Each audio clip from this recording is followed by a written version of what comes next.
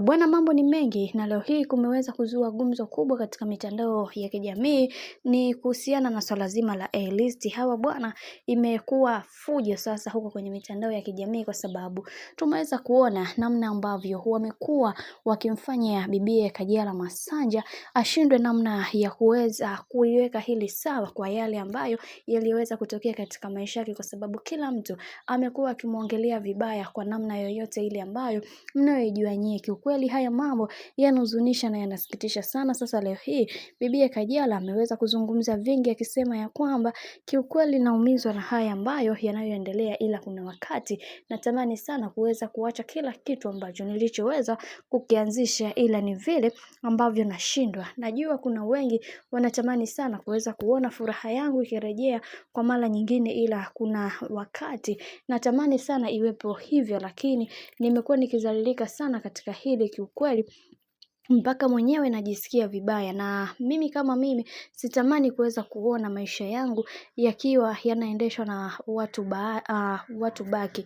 Kiukweli hili jambo limekuwa likiniuma na mara zote nimekuwa nikiliongelea, hivyo sina budi kuweza kuzungumza haya yote ili kila mtu aweze kunielewa namna ambavyo maisha yangu nahitaji kuweza kuyaendesha. Najua kuna mengi yameweza kutokea, hivyo siwezi kukata tamaa kwa namna yoyote ile ambayo watu wanataka, ila mimi binafsi nitajua ni kitu gani ambacho natakiwa kuweza kufanya. Kuna wakati naumizwa na hizi story na kuna wakati natamani sana kuweza kurudisha siku nyuma, lakini nashindwa. Ifike kipindi naomba muweze kunielewa zaidi kwa hali ambayo ninayoipitia kwa sasa, kwa sababu imekuwa changamoto sana kubwa katika maisha yangu. Nashindwa nieleze vipi, nashindwa niliweke vipi, kwa sababu nimekutwa na matatizo ambayo hayaeleweki, na nashindwa hata kuweza kuelewa pale ambapo nawaamini marafiki zangu kutoka moyoni, kumbe na wao kuna namna ambavyo wamekuwa wakinichukulia. Hili jambo sikuweza kuliwekea maanani kipindi ambapo nilipoweza kulisikia, lakini leo hii kiukweli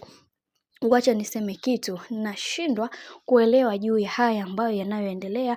Hata yule rafiki niliyomfanya mtu kwa upande wangu bado aliendelea kunidhihaki na kuniona kama mimi sina thamani. Kiukweli naumizwa na sipendezwi na haya ambayo yanayoendelea kwa kipindi hiki, hivyo ninaamini katika hiki kinachoendelea Mungu mwenyewe ndiye ambaye atakayeweza kusimama imara nami na kunihakikishia na kuwa na amani na furaha katika maisha yangu. Kiukweli nimeshachoshwa na hizi drama ambazo zimekuwa zikiendelea katika mitandao ya kijamii. Ifike kipindi na mimi niweze kupata uhuru wangu kama mwanamke ambaye ninajielewa na kujitambua. Kuna wakati natamani hata kusahau kila kitu ambacho kilichoweza kutokea katika maisha yangu, ila ni vile tu ambavyo natamani sana kuweza kuwafanya watu wengine waweze kuelewa namna ambavyo vile najisikia, ila imetosha na niseme hii sasa ina maana kubwa sana katika maisha yangu yote.